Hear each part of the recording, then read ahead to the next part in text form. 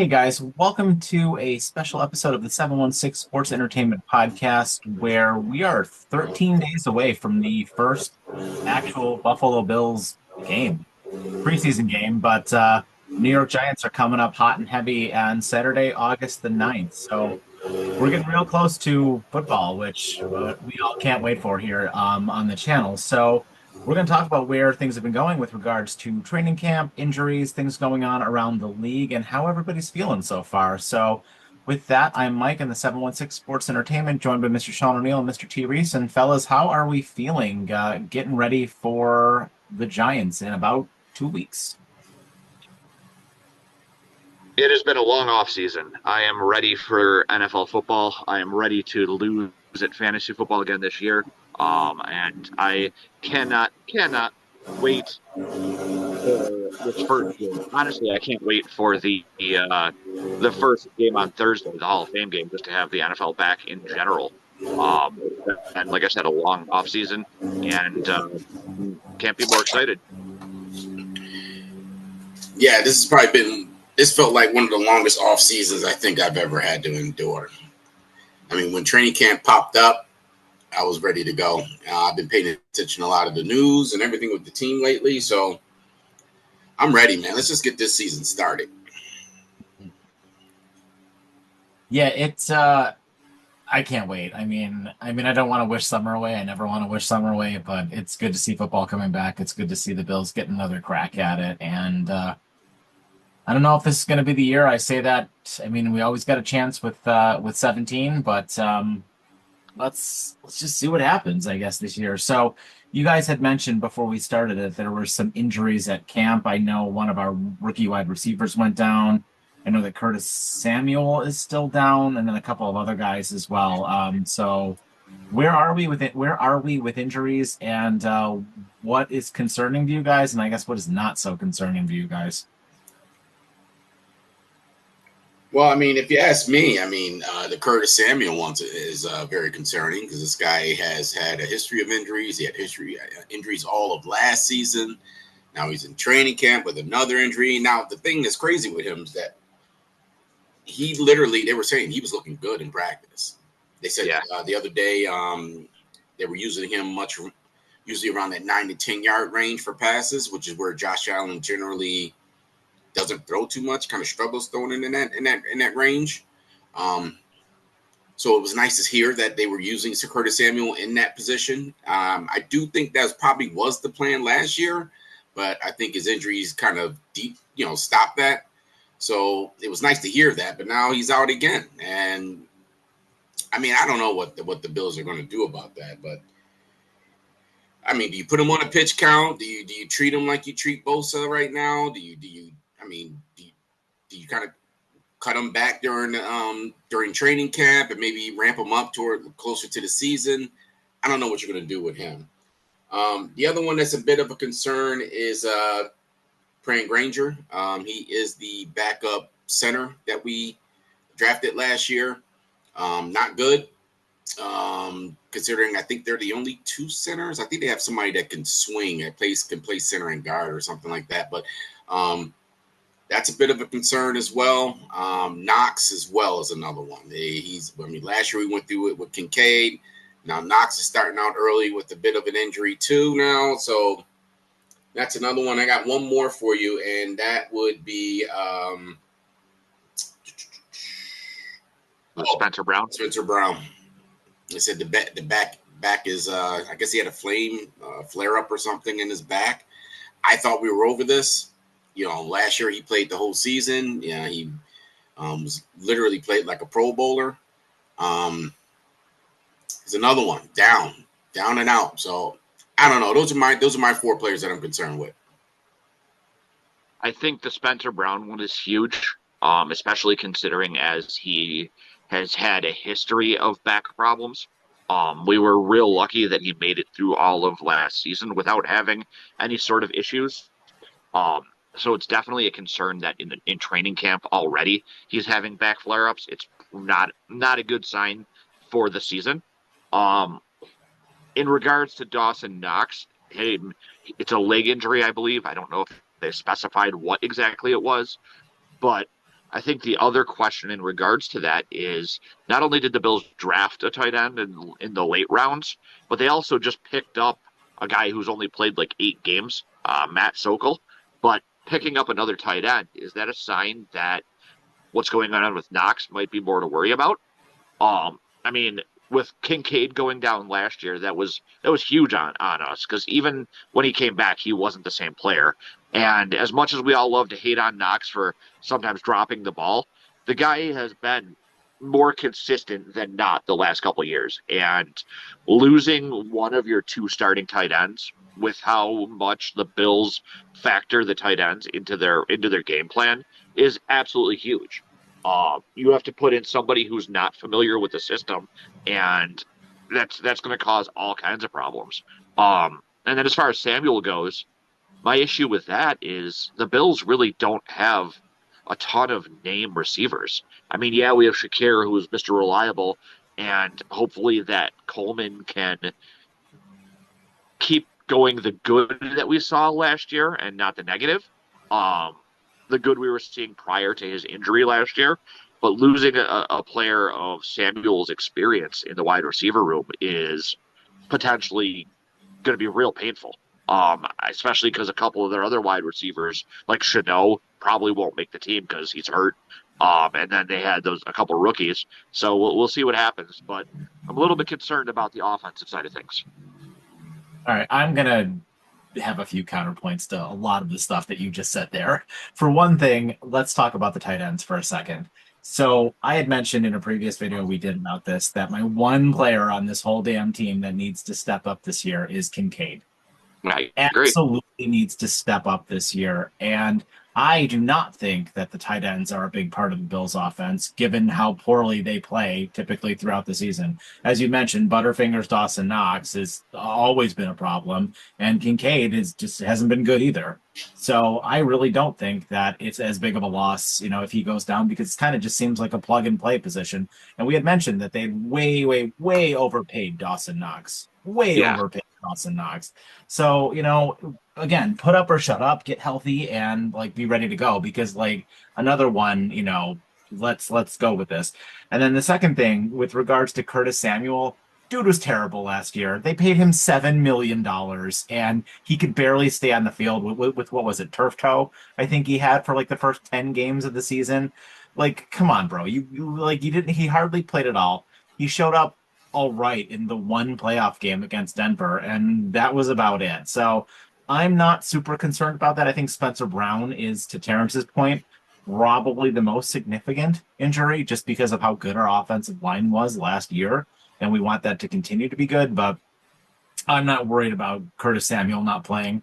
We did just fine without him last year, and I think you can plug and play another tight end to basically do the equivalent of what you were getting out of Dawson Knox. The only difference is his relationship with the quarterback, which we all know they're boys. So My only concern is plugging in somebody who's not experienced with the system as much as, yeah, I mean, Kincaid had an off year last year. The year before that, he was fantastic. And Knox, I feel like, and I've said this for years now, you can attest to this. Knox feels like a year on, year off player. So, which is why I agree to the point of him being highly overpaid. Well, I think last year was his off year. I think this is going to be one of his on years if he can be out in the field. Well, I think I've said it before in one of our previous podcasts that I guess the rule of thumb in the NFL with tight ends usually takes 3 years for them to figure it out. So this is his third year. So let's give him science behind that. That's right. There is science behind it. There is science. There are analytics on it. So they're saying the third year is usually when tight ends kind of figure it out. We'll see. I'm going to push back on Knox. I think Knox was a Butterfinger guy probably his first few seasons here, but he's been pretty reliable lately of them getting the ball to him. He hasn't dropped. He really has in his percentage as far as drops. It's been pretty low. It's been pretty low compared to previous years. But the thing is, like you said, they're supposed to predicate this offense with two tight ends, and we have yet to see that. I think last year it wasn't that they were trash. I mean, Kincaid unhealthy most of the season. He was another one. They said that his injury is what held him back last year. We'll see if that's true again as well. On top of the third year of him playing, Knox, honestly, he's been the most reliable tight end. To be honest, yes, he's been the most reliable tight end, but that's also kind of a moot point as well because the last 2 years he had a career low in touchdowns, a career low in receptions, a career low in yards. His best years were 21 and 22, which was before Kincaid got here. But the counterpoint to that is that what he's doing right now in his role right now, he's doing a great job. He's blocking. He's the blocking tight end when him and Kincaid are on the field. And again, he doesn't have to catch a lot of passes. He just has to be available and catch the ball when Josh needs him. And that's kind of what he's been for the last season or two, is just a reliable tight end when Josh needs to get the ball out to somebody. If Knox is open, he's been catching it lately. So I got the Knox thing. I think it was like that early in his career, but even though his numbers dipped, they have two tight ends now. You have two starting tight ends. His number's going to dip. And neither one of them are the go-to tight end. They're kind of sharing the spotlight a little bit. And then Kincaid's actually giving more up to Knox because he can't stay on the field. Now you got a role reversal this year. Knox isn't going to be out there in the field in training camp. Kincaid, you got no excuses if you ask me. That's one of the problems I had with the Bills' offense over the last 2 years, is you wanted to push this team as having two good, above average good tight ends, great tight ends, but you don't really ever seem to run a two tight end as receiver set. It seems like they run them way more as blockers than as receivers. And if you want to build this team around that kind of formation, you need to stick to it. Use them as the big, great receivers that you are paying them to be. Well, they don't really use, especially last year. In 2023, they did quite a bit. I mean, Dalton Kincaid had 73 receptions and Dawson Knox had 22 receptions in 2023.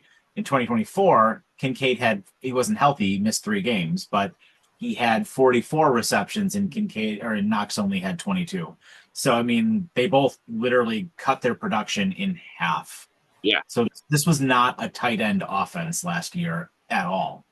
This was the James Cook show last year. Dude had how many touchdowns did James Cook have last year? 19? Did he have like 21? 17 regular season, I think it was, wasn't it? Yeah. So like a ludicrous number of touchdowns between him and Allen, with Allen's legs and James Cook's legs. I mean, that was the majority of our points last year. That's my point, though. If you're you need to be. I mean, if you're gonna commit to having Cook be your point scorer, then you're not gonna have the tight ends as that kind of set as often. You know what I mean? If you're gonna they need to find more of a sort I'm looking for equal distribution for both types of things. Well, that's the question I want to ask you guys. Given the contract situation with James Cook, how do we feel they're going to use him this year? Same way they used him last year, until he can prove that he can play on third down. And that's the pushback I wanted to give you with you're saying James Cook, primarily it ran through him. But again, don't forget, you rarely had Knox and Kincaid on the field at the same time because injuries. It's only 3 games. Well, Kincaid missed 3 games. No, but you're missing the injuries is what they said is what held him back for the whole season. So for almost the whole season. He played through it, but I mean, between the two of them, they only missed 3 games last year. Yeah, not missing games and also being utilized, you have to combine the two. So if you're not being used on the field because of the injuries, there's only certain things you can do because of the injuries, you're going to have a drop-off. That's fair. So my problem with James Cook and the reason why I think he's crazy to be demanding the money he is basically what T just said. The guy doesn't play all 3 downs. I mean, if you want to demand money like Barkley or Travis Henry, you need to play all 3 downs. And consistently, James Cook is out on third down. You don't see him as your 4th down back when you need it for a 4th down play. I think that they're going to use Cook that same way this year because that's how they've always used him. I don't know if it's um, stay like a stamina issue, and he just can't be on the field for every play like that, or what? But it's why I don't rank him as one of the top tier backs, and it's why I think that's how the Bills will continue using him. So I want to push back on that a little bit because I think, as we've seen how the MVP race goes in the league, it's about scoring, it's about points, it's about yards, it's all about the gaudy stats that Lamar Jackson, got year after year after year, right? And it's why he was always in the conversation to be the MVP, even though we've made mention on this podcast about Josh Allen technically played 12 less quarters than Lamar Jackson did last year, but we're not going to get into that now. But my point is that James Cook had, what did we say, 17 touchdowns, and then how many touchdowns in the playoffs? Touchdowns and yards are all that matters, and he had those in spades. It doesn't matter. It doesn't. I'll look it up in a second, but it doesn't matter how many times he didn't play on third down. It matters how many times he scored and how many yards he ran. Because you know what? Nobody cares about how many times Saquon Barkley was on the field on third down. They don't care about that. They care about the fact that the dude got 2,000 yards and had 24 touchdowns. That's what they care about. Yeah, but it impacts production by being on the field more. But it doesn't impact. It also doesn't impact your ability to get paid. And I think some stupid team like the Raiders, they are going to overpay James Cook. Yeah, but that's with every sport, though. Every sport, you know, there's always some sixth man in the NBA or some bench guy gets overpaid because of what they think he can be. I think that's what's just holding him back with the Bills. If the guy was a 3-down back, I'm sure the Bills, I don't think they're going to give him 15, but I think they could agree upon something like, 9, 11 or 12. Anywhere from 8 to 9 mil, maybe 10 at the high end. If I was the Bills, if he doesn't take, at the highest I go is 10. If you're not going to take 10, then see you later. You just go ahead. It's a running back. Perfectly, I don't want to pay a running back. That's just my opinion. But if the Bills are interested in doing that, just in my opinion, the highest I go is 10, and that's really high for a running back, especially a running back that hasn't led the league in rushing. I get that you scored a lot of touchdowns, but let's not forget a lot of those touchdowns came on the goal line. You got Josh on one side, you got him. Who's getting the ball? So, he has to understand that the reason why you scored a lot of those touchdowns is because you got Josh Allen, the quarterback. And a lot of people worried about the tush push or Josh running into the end zone. So it would be different for him probably on a different team based off of whoever the quarterback is. A lot of quarterbacks like the Lamar Jacksons. The reason why they're able to get a lot of rushing yards is because you have a running back that threatens them. Yeah, look at last year, how much Lamar's stats went up by having Travis Henry in the backfield. Mm-hmm. The year before when Lamar won the MVP, he was like the 7th best quarterback in the league. And then last year, he gets Travis Henry, and his stats explode. That's not on Lamar. Henry, not Travis. Derrick Henry. Sorry. Oh, jeez, real professional. You know what? Sorry, I'm sorry that I confused my running back. Derrick Henry.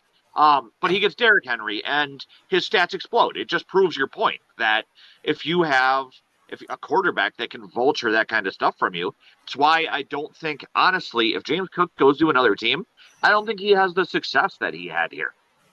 Well, I think he's going to have some of that success. I think he's good somewhere and scoring 17 touchdowns. I think this is a one-off for him. I don't think. But James Cook scored more touchdowns than Derrick Henry, more touchdowns than Saquon Barkley, did not have as many yards as either one of those, but also did that in almost half the carries. Yeah, but you got to play the coordinator. Remember, in Philadelphia, I'll push back. Philadelphia, people complain that if you're running back, don't bother because tush push is all they do. You get on the goal line, that's supposed to be the running back's money, and all they do, they just give it to Hurt. Every time they get down in that red zone, Hurt. Everything's him. And then you go to Derrick Henry, same thing. Lamar. Everything's Lamar. So and we can't say the same thing about Josh? No, because literally they run many rushing touchdowns did Allen have last year? Because they run a balanced offense. It's 50-50. So that's they split it back those other teams. You're talking about two teams that are run heavy against a team that plays pass and running 50-50. I disagree. I think Allen's legs are a big reason why we win a lot of games. Well, that's what I'm saying. That's why James Cook is so successful, is that the threat of Josh Allen, because he can do everything back there. You could say the same thing about Hurts and the same thing about Lamar. Huh? You could say the same thing about Lamar and the same thing. Lamar's not as good as a passer as Josh Allen. That's why McDermott has the recipe to stop Lamar whenever they play him. He never runs all over the Bills because the Bills have the recipe. They know how to stop that. Lamar is not scaring anybody throwing the ball. Nobody's getting scared Lamar to run the ball. Have you ever heard of someone say, you know what, Lamar Jackson's going to be throwing the ball over the field? You don't ever hear that. Ever hear that. It's always him running all over the field. Josh Allen, it's both. He's going to throw on you or he's going to run on you, which hurts the defense because the linebackers have to watch both of them now. And that's what helps out James Cook. How many rushing yards did Allen have last year?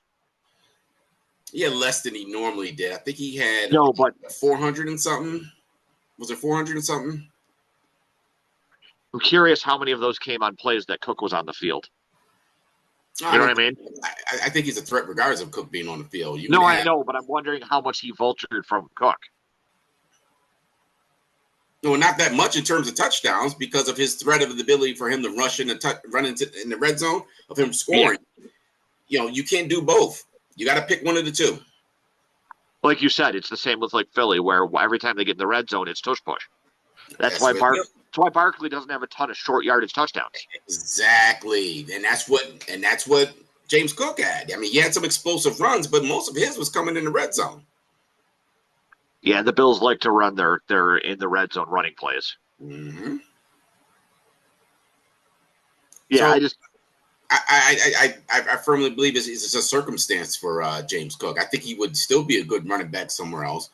But I just don't think he's ever going to match 17 touchdowns in a season. And that's why he's trying to capitalize on that right now because it's a rarity and he's trying to get paid for that. If he has a decline this year, which more than likely he will, he can't argue for the more money. I mean, he's going to come out and he's going to want to have a great season. So he's going to be pushing himself. Yeah. So I don't know that we'll see that much of a decline this year. I mean, I don't know if we'll see 17, but maybe we'll see 14 or 15. And I think you're going to probably see for James Cook this year, just in my opinion, it's not going to cross 15. I think you're going to probably see anywhere between 10 and 13 touchdowns for him this year. I think it's going to be a bit of a change a little bit, especially with the fact of he doesn't have a contract next year. You're probably going to see a lot more Ray Davis. In my opinion, you're probably going to see a lot more Ray Davis this year. Well, I think the real question about the Bills' offense is what they did last year sustainable? Mm-hmm. And what I mean by that is 6 turnovers from the quarterback. Is that sustainable? I don't think that that's sustainable. I don't think Josh Allen is going to have 6 turnovers this year. I think he's going to have 12. And I mean that, you know, I don't know that he technically had the least amount of passing yards he's ever had last year, minus his rookie campaign, by a considerable amount. Like he didn't even throw for over 4,000 yards last year. It wasn't even close. He had 3,700. Every other year before that, he was well north of 4,000 passing yards. So are they going to play that kind of game? Because it seems like last year they switched their offense up quite a bit. They got a lot more safe, a lot more conservative, shorter passes. You know, they tried to be more of an efficient offense rather than an explosive offense. And I think that helped them. Obviously, they scored 30 points a game, 9 games in a row last year? Yeah. When you have a no-name wide receiver core like they did last year, they kind of were stuck with a playing conservative too. And I mean, you look at Allen's history of turnovers. The fact that he only had 6 last year is such a huge drop off. Like you said, I don't know that that's sustainable. I could see maybe 10 this year. But it's also I don't know. I'm interested to see what Brady does on the offense this year. Well, I'm trying to figure out because there are quarterbacks that have been able to maintain that level. I mean, it's not very many of them. I think Brady might have been one of them who didn't turn over the ball a whole lot. He kind of sustained that for most of his career. I I want to say Montana might have been one of the low-end turnover guys. There's a few guys out there. So I don't know if it's in terms of sustainable and long term, but I do think that you might be able to get a couple of straight years out of having low turnovers. I mean, they didn't have a huge turnover on their offense this year, outside in a couple of wide receivers. So I don't know. It's possible that it's sustainable, but I mean, law averages say that it's not, just because of how low Josh's turnover rate is. But again, what helped him out was the fact the offense was playing 50-50. 50 pass, 50 run. And that helps out with turnovers. Yeah. But it just seems like they ran the ball a lot more last year than they did in previous years. Although Allen's rushing was actually way down last year as well, like his yards. I don't know. It doesn't show me what the attempts were, but his yards were down considerably last year. It was only like around 500 rushing yards last year. But he did have, he had 12 rushing touchdowns. So, I mean, that's pretty considerable. And also, like I said, it's the fact of James Cook. They've been 50-50 compared to those other two teams with, Philadelphia and what are we talking about? Philadelphia and Baltimore. They don't run 50-50 offenses. They're run-heavy offenses. So, the Bills are a 50-50. For Josh Allen to get 12 touchdowns and a running back to get 17, that alone is a feat. And I think that's one that you should give credit to. But I think, again, James Cook feeds off of Josh Allen, the fact that people are afraid of his feet. So what you're saying is any running back could come here and be successful.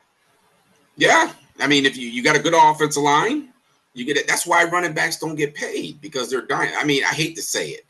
I think the running back position is a very important position, but you can find a running back without even drafting a running back. You can literally find one walking down the street. If he can read holes and he can run, you can still be successful. You don't need a Saquon Barkley. And I think that's why Saquon makes the money he makes, because he's a unicorn. There's not very many running backs like him. And running backs, again, they wear and tear faster than any other position on the team. This is why they don't get paid as much. I mean, look at the Bills alone. Look at the success Ray Davis had. And I'm struggling for a moment here on what's the third guy's name? Ty Johnson. Ty Johnson. I mean, even when Ty Johnson came in, Ty Johnson looked damn good, and Ty Johnson's a journeyman. Mm-hmm. Yeah, I mean, if you got a good offensive line, anybody can run through it. In my opinion, this might be a hot take. I always thought that Emmitt Smith was overrated. I always thought he was the most overrated running back to ever play in the NFL. Well, based off of the accolades and what he would get, his awards. The man had the greatest offensive line in NFL history up to that point. If you ever watch these games, some of you youngins, watch the size of the holes that were open when Emmitt Smith ran the ball. Anybody could have did it. Anybody, I could have took my old ass out there and did it. I mean, they used to just barrel open holes. He rarely ever got touched within the first 5 yards of the line. When they were determined to run the ball, he was unstoppable. So, I mean, again, running backs, I think you could just find them, and that's primarily what hurts running backs getting paid, because there's so many of them and you can get them anywhere. You don't need to get a number one running back. Most teams are doing it by committee still. So here's the question then for both of you. Do you think that they're going to pay him? Depends on how he performs this year. But I don't think he's getting 15 regardless. I don't see him getting 15. And I think the Bills will make an offer if he has a productive year, but I don't see them giving him 15. You don't think that? Go ahead. He claims that he doesn't want to leave Buffalo. But I think a big part of it, A, is going to be his production this year, and B is going to be what's the Bills' cap hit look like? I mean, how much room do they even have to play? So to your point, then, do they just let him walk and draft somebody next year? I think they make him an offer. I'd probably agree with T of somewhere between 9 and 11. I think it's going to depend on if he wants to be greedy, because like you said earlier, there's going to be some dumb team out there like the Raiders that will overpay him. And I think honestly, it's going to hinge on James Cook. I don't think it's going to hinge on the Bills. It is 100% going to be on Cook if he wants to, if he thinks that one of these other trash teams is going to pay him. I guess let me rephrase this then. Do you want the Bills to pay him? And let me start because I do not. I do not want that money spent on a running back. I would rather draft a rookie next year.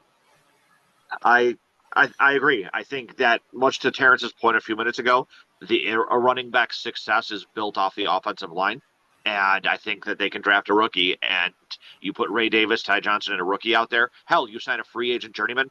You can have a fashionable running back by committee. Completely agree. I think the Bills will make, like I said, and as you said, John, I think that they will make an offer to him. Depending on how he produces this year, if you ask me. I mean, see if he does it 2 years in a row. Chances are he's not going to do it 2 years in a row. Yeah. So a lot of it just depends on the production. Now, if he can get on the field for all 3 downs, now you're going to have a conversation. Now you're going to have a conversation about up in that 10 million range. But he has yet to prove that he can play passing downs. Think about it. When he was drafted, that's what they said he can do. I mean, he was a baby to go out and he was a pass-catching running back. He slashed in the offensive line when he ran, and he was able to run the wheel routes and run routes out there. And the Bills haven't really used him like that because they can't depend on him in the backfield to block. Think about that. They throw more to Ray Davis and Johnson than they do to him. And he was drafted for that reason. Yeah, Ty Johnson is 100% there. It feels like they're receiving back. So do we think that, I mean, let's get back to I guess the primary point of this video then, because I guess what I want to get your guys' take on is we've talked about the schedule before, right? And like we went up and down the schedule on several of our videos, and we all feel pretty confident that they're going to do well this year, assuming nothing crazy happens, right? Knock on wood, no major injuries. But with that said, I think the lowest any one of us had was 12 wins for this team, and some of us went as high as 15. So this is it, right? Like, this is the year for the 1 seed. If this is the year, if they're gonna do it, like, now is the time. You short up the defense in the draft, right? Because that was kind of your problem in the playoffs last year. And you fixed a lot of the issues, I think, that you had on the team, right? I mean, it's, bringing in Palmer, I kind of think is just, I mean, it's an upgrade over Cooper, sure. But I don't think he's like that much more significantly better. But I guess my point is this it? Like, it's Super Bowl or bust this year, right? The schedule is built for it. I mean, all their hard games are at home this year, and the Bills are definitely an at-home team. It's if ever there was a year that it felt like it was made to be their shot at the number 1, it's this year. I would agree with that. I mean, I guess when you have a quarterback like Josh Allen, I guess there's no such thing as losing out on a Super Bowl window when you have a quarterback like him. I do. What's going to determine the Bills this year for the Super Bowl is going to be that defense. That's it. The offense, I'm not even worried about. Not worried about it at all. Everybody talks about the run. Now, not worried about the offense. I'm more worried about the defense.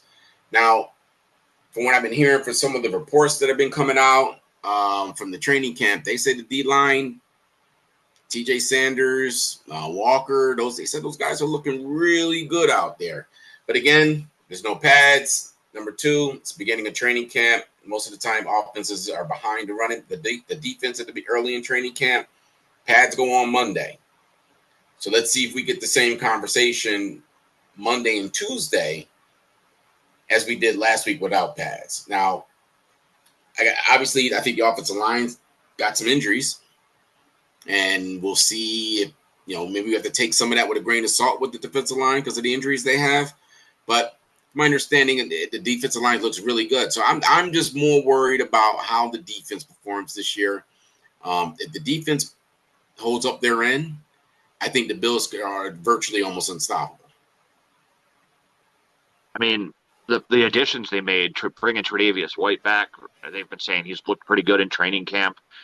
The drafting of Max Harrison, who sounds like he's starting to pick it up. And I mean, if we can keep Joey Bosa healthy all year, I think that defense is probably going to be one of the better defenses that they've had lately. Well, let me ask you guys this. I got one for you. So the Bills are in a bit of a situation with their defensive line right now, based off the sheer numbers. Right now, I believe they have a total. If you're going to estimate which players are going to make the roster or possibly be practice squad players, they have 6 interior defensive linemen. And I think that now they're not all every down players though. Well, no, but hang on. So if you're the GM, you're already going to lose Ogunjobi. He's not going to play for 6 games. There's a defensive lineman. Do you as a GM still run with business as usual, what you have on your roster? Or how do you address that hole without having to add to the team? Because you can't afford to add anymore. No. Same thing with the defensive ends. I think they're just going to go with what they have. And the expectation is going to be that they're going to just attempt to outscore everybody. Yeah. Next man up kind of deal.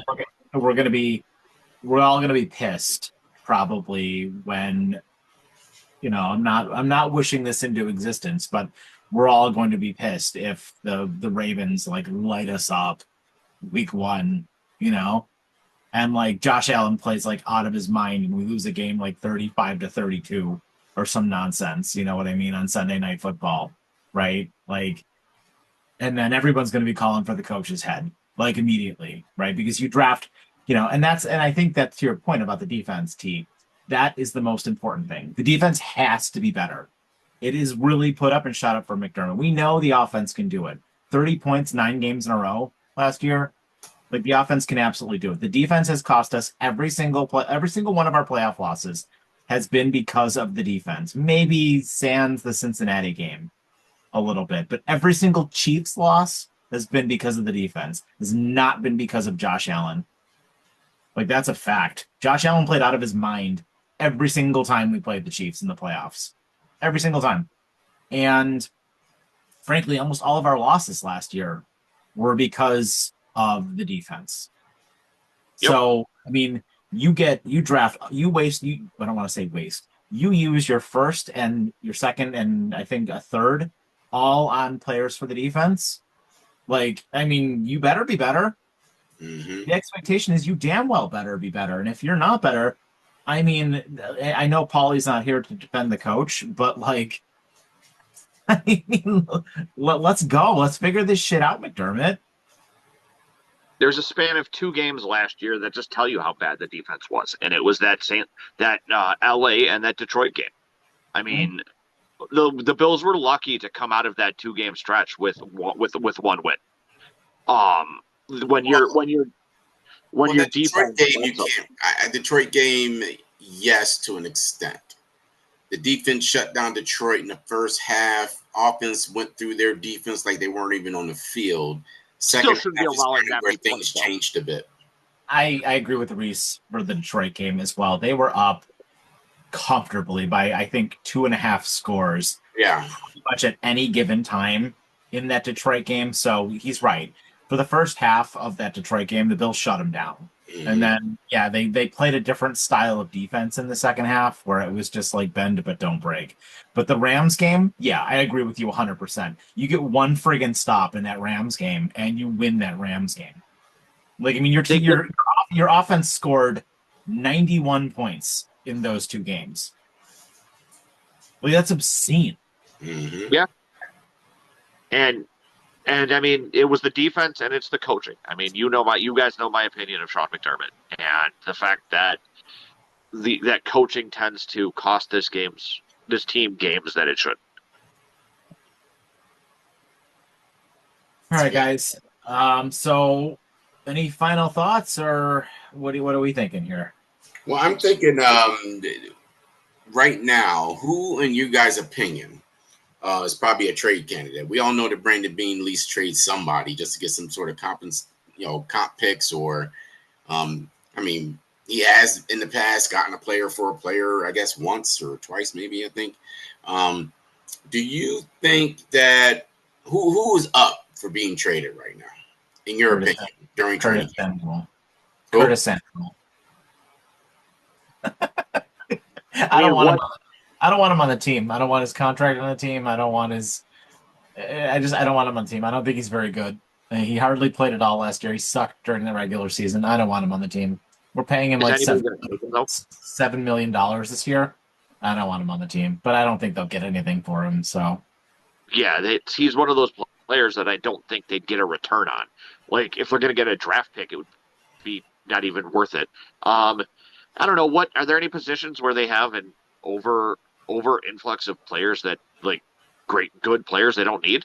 Well, that's what I'm asking. That's what I'm asking. Could they Who do you think it is? Could Bean do something crazy and trade James Cook? No.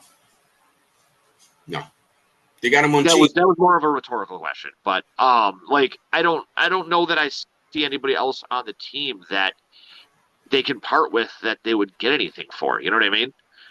Well, I don't think it's so much getting anything back. I think Bean usually trades for gets rid of players to get like late round picks. I think Epineza is going to get traded. They got too many defensive ends. I didn't even think about him. Again, that's the balance that I'm talking about with that defensive end spot. Hoyt can play, he can play the inside, he can play the outside. I mean, he can play multiple spots, but you're not going to have him this year. So does Epineza? I mean, does that save Epineza, or does Bean still just trade him and say, Javon Solomon, you got it? I don't know. I feel like they're committed to Epineza. Yeah, but they can save $6 million trading them. Is that how much he's worth? No, that's how much they would save. Yeah, but for what? Like, for what? Like, you're not. There's no one to sign at this point, right? Like, and I'm not getting rid of Epineza to give James Cook more money. Oh no! I'm talking in terms of you have too many defensive ends right now too. And if but I mean, you know what? Those guys go down though, right? Like, let's be honest here. Joey Bosa is not going to play the full season. No, I get that, but you can't base your roster on when somebody's going to get hurt. So generally speaking, the Bills, I think they usually keep 4 or 5 defensive ends, and I think 5. They have 6 or 7 right now on the roster. I think something like that. So I think Epineza will get traded. I think he will get traded to another team. They can save $6 million by trading him. I think it's $6 million. And they could probably get like a mid-round pick for him. I mean, he's only on his second contract. I mean, you get like a 5th, 4th, 5th pick, something like that for him from another team. But I think if there's anyone that I think that's going to get that's in danger and could be traded, I mean, not to say I think they are, but if I had to pick somebody, I think Epineza's the odd one out. Matt Milano's a linebacker, right? I could see that. And you already need him now because Bernard's hurt already. Yeah. I think with the point you made about Epineza, I could see you make a real good point there. I wouldn't be surprised if he's the guy prayed. I mean, they may even trade an offensive lineman. I think who was that? Was it Vandermark last year? Yeah, Vandermark had lost the swing tackle position to Gable, who was a rookie, which was weird. That I never thought the Bills would ever do anything like that, but they were going to use Gable as the swing tackle for that extra lineman out there, and he ended up getting hurt, so he had to switch to Vandermark. Now Gable's back. Does Vandermark get traded? Because now you got too many different offensive linemen. You have a couple of young guys you probably want to keep on your roster. Maybe Vandermark gets traded. How about I got one question for you guys. Who's going to be our second string quarterback? Well, all the reports are saying Mike White looks better than Trubisky right now. So, I mean, but again, who knows? I mean, I think a lot of that, I don't even know if that so much has to do with the Bills. I really feel like the backup quarterback spot is up to Josh to determine. Just not who he wants?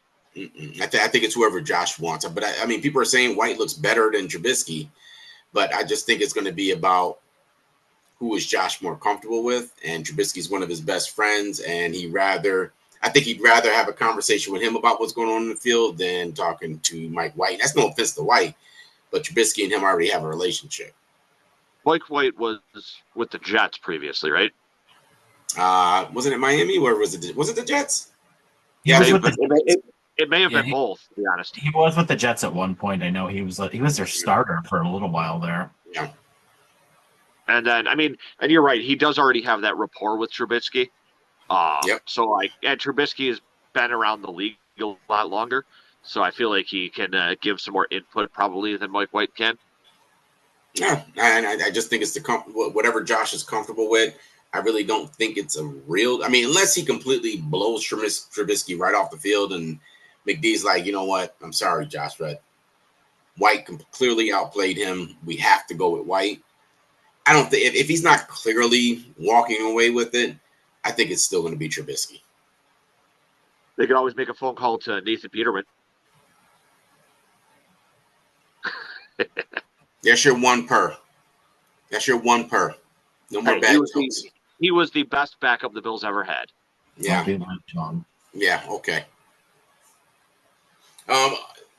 Also, one more thing to go over here.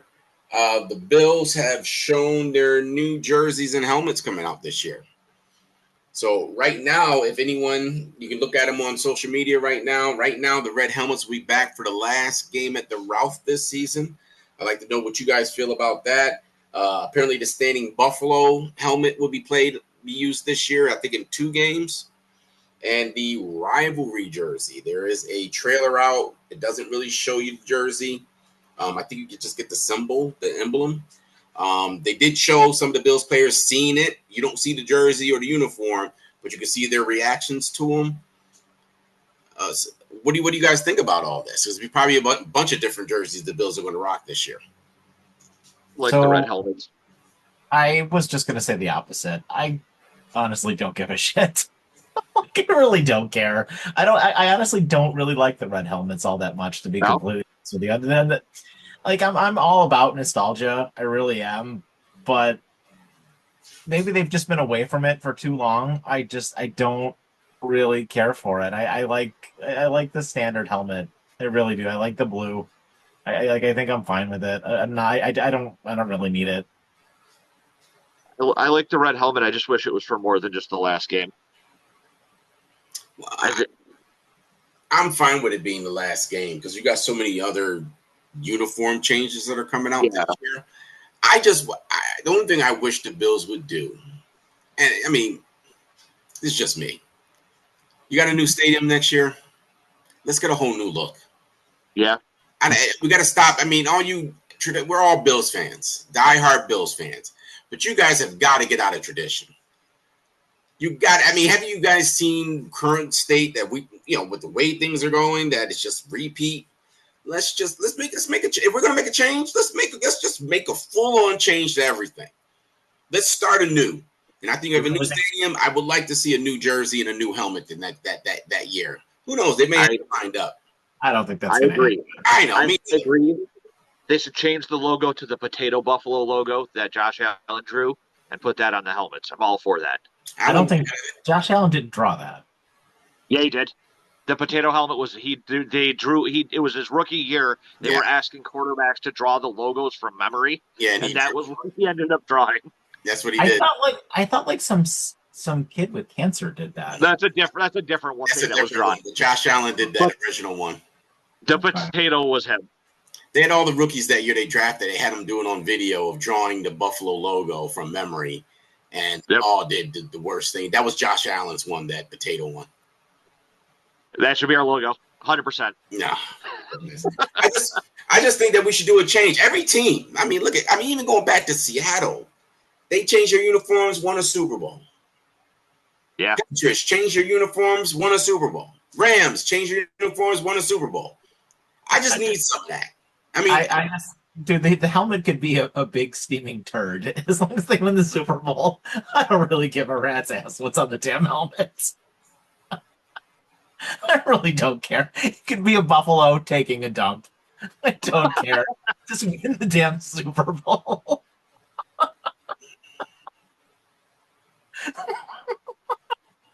You're welcome.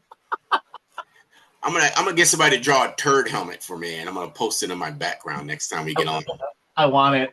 You better do Buffalo taking a dump. Yeah. We're gonna have this buffalo right back here, and we have a turd falling right out of it. That's how you're gonna feel when they drop that Ravens game week 1. That's gonna be all of our backgrounds. No, it's gonna be panic button. If they lose that first game, it'd be panic button. I'm not worried about it. First game of the year. Baltimore is usually a tough team in the regular season. We are to them what Kansas City is to us.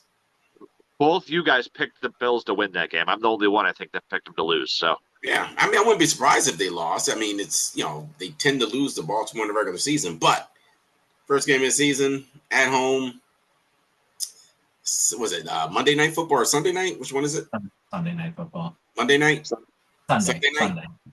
Yeah, it's Josh Allen under the lights, dude. He rarely puts up a bad performance on national TV on the spotlight. So I'm going with the Bills to hopefully to win that one. But again, I wouldn't be shocked they lost. Yeah. All right. Well, that was our video looking at the 2025 Buffalo Bills. One goal, win the Super Bowl this year, boys. Let's get it done. So thank you guys so much for joining us. As always, smash that like and subscribe button. We really appreciate it. And we'll have a bunch of content coming out for you guys this week as well. With SummerSlam next week, we're going to be talking about that a bunch. So look forward to that. And as always, guys, have yourselves a fantastic day and take care.